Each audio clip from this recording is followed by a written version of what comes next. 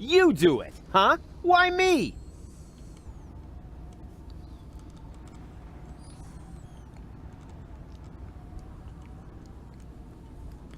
I'll head to the Organon headquarters and delay the high boat's launch. I said it first. No, I did.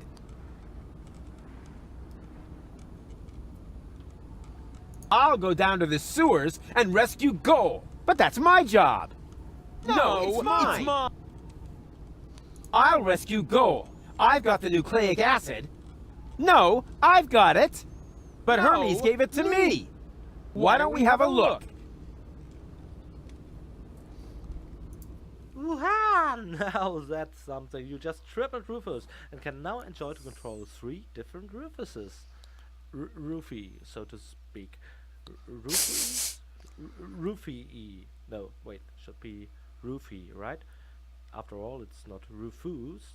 So Rufus, Rufy, Rufum, Rufy.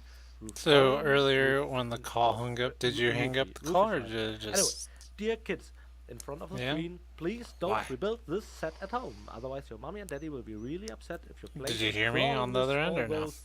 Roofies. You gotta admit though that Rufus is your trickster archetype, isn't he? And now we are in for another trip to drama theory. All this is actually in line with several dramas, even with those from thousands of years ago. Duplication has a long history in classical drama, and in fact it happens mostly to trickster characters, like for example the Harlequin. He's not a comedic role in a strict sense, but rather a very tragic one. Ruffian role, you might say, and in his theatrical role he also had the ability to duplicate. And don't you get that confused with duplication the way they do it in Enterprise. Captain Kirk gets duplicated in various adventures, of course. Movie number 6, Undiscovered Country, if I'm not mistaken, even had 3, didn't it?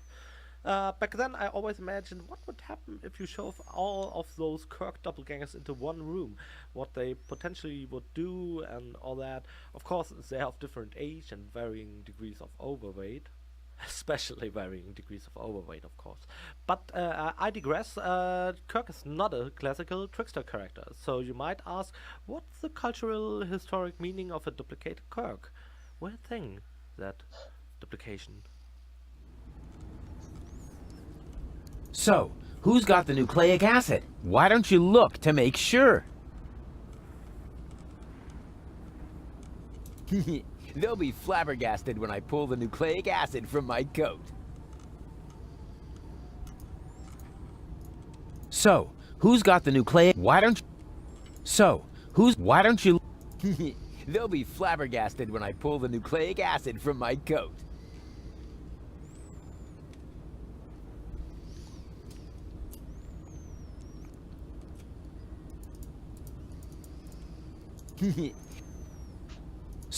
Why don't you look?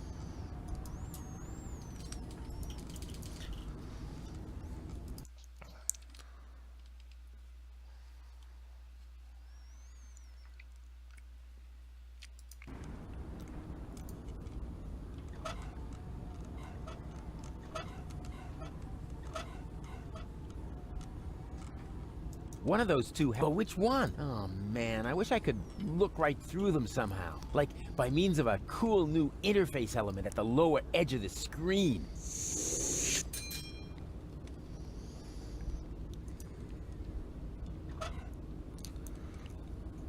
Hey, I knew it! I'm the one with the nucleic acid, so I'm the one who gets to save Goal.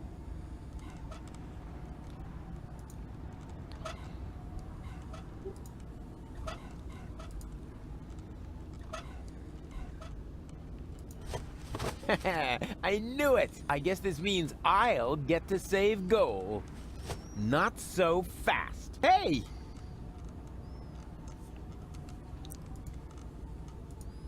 Help me, will ya? Who am I supposed to help? Hey! Hey, stop that nonsense! Hey! Hey, stop that nonsense!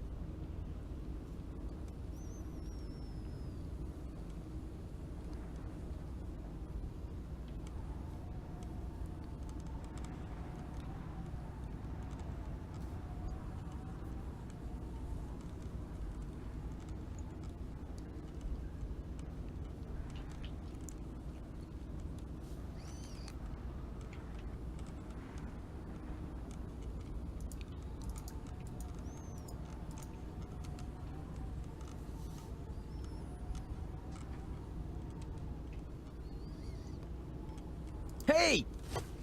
Ugh!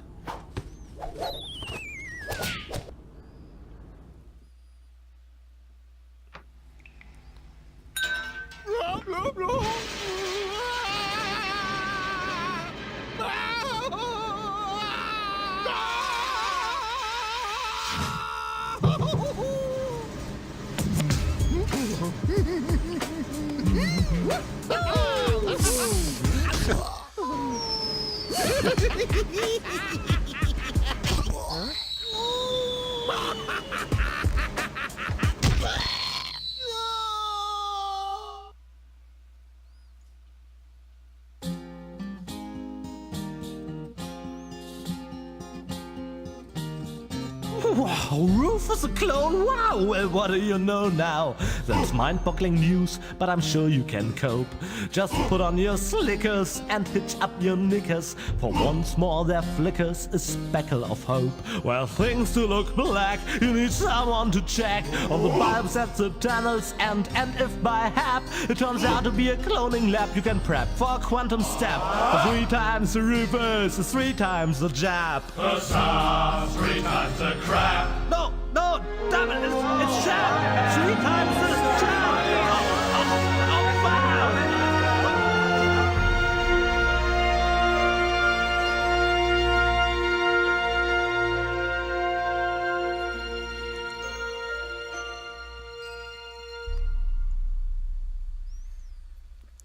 I kind of want tea. Joel? Is that you? Man, it's dark here. What? Late birthday. Gold, we have to be careful. Who knows what sort of dangerous beasts are lurking in the dark? As you can see, you can see nothing. We've reached the 8th chapter. I think I've mentioned it before. I like dark rooms, especially if you can only see the eyes and you have to fumble around for a bit. That makes things way more exciting. I recommend highlighting the hotspots. Will save you a lot of trouble. But then again, fumbling your way out of this, going on a pixel hunt without seeing any pixels, is an enjoyable challenge of its own. Yeah, you probably noticed the new interface after the super happy fun slide. We already had that at the cloning machine. That also means you now get to test our new gameplay features, switching between the 3 different Roofy E, that's the correct declination as I've just been informed, and explore at your leisure. You probably should do that to shed some light on this dark situation.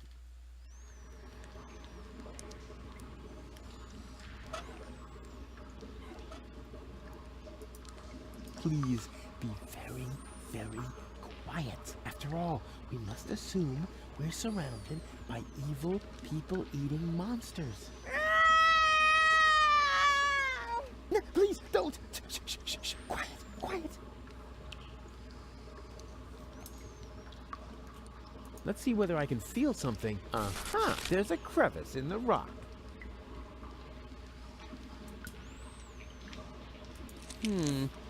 This is dry, long, and thin. No doubt about it. It's the plot of Secret Files Tunguska. Or a low-hanging branch. Either one. There's something growing there. Some kind of moss or brush. Please be very, very quiet. After all, we must assume... No, please!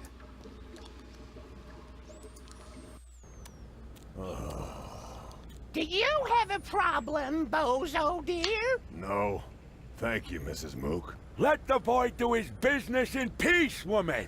Oh, I thought he needed help. I'll manage. It's just... You're afraid, aren't you, Sonny? Yes. Of going party? No. Of the end of the world, you moron! No, no. It's just... it doesn't matter.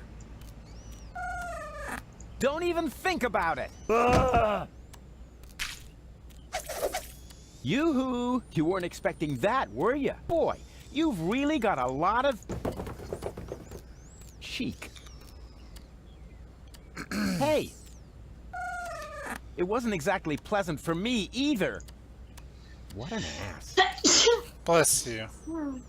Thank you.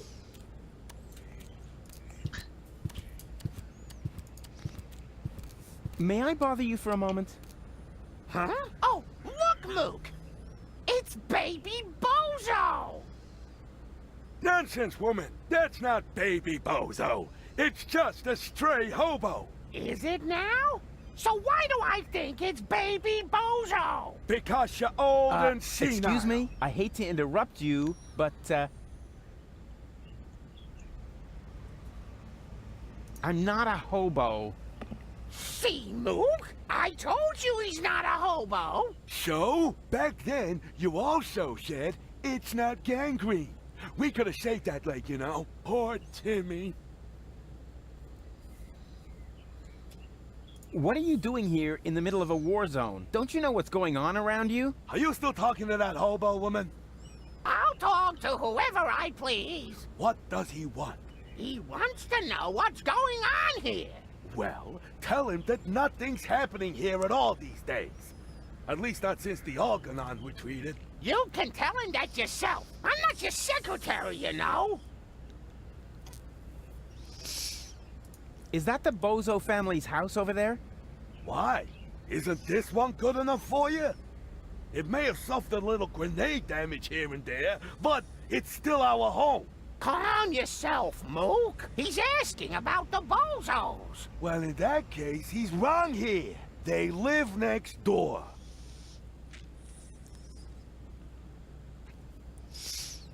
Do you know what's up with Bozo? Oh, so you're a friend of Bozo's? Nonsense, woman.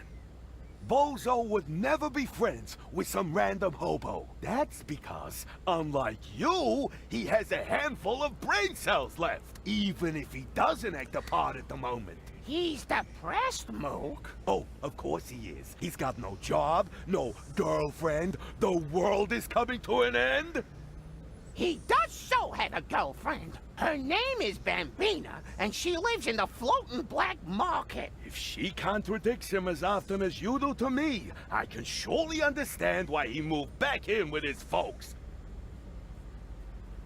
Yeah, I'm looking for the resistance camp. Tell him we're not buying anything.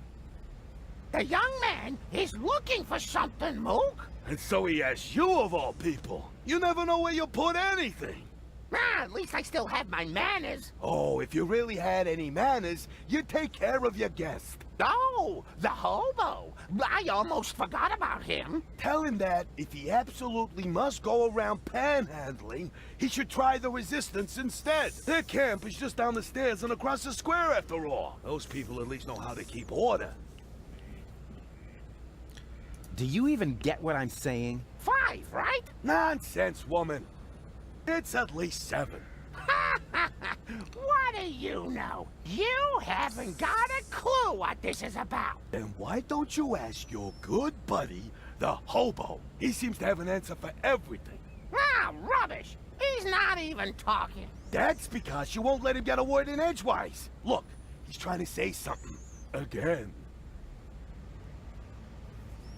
Ah, just forget it. This is too crazy, even for me. I'm leaving. You know, I think you were right, Mook. He was a hobo after all. That's what I said, woman. But you never listen to me.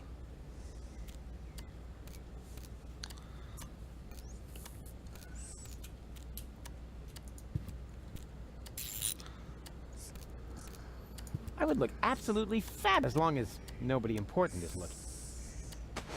Hey-ya!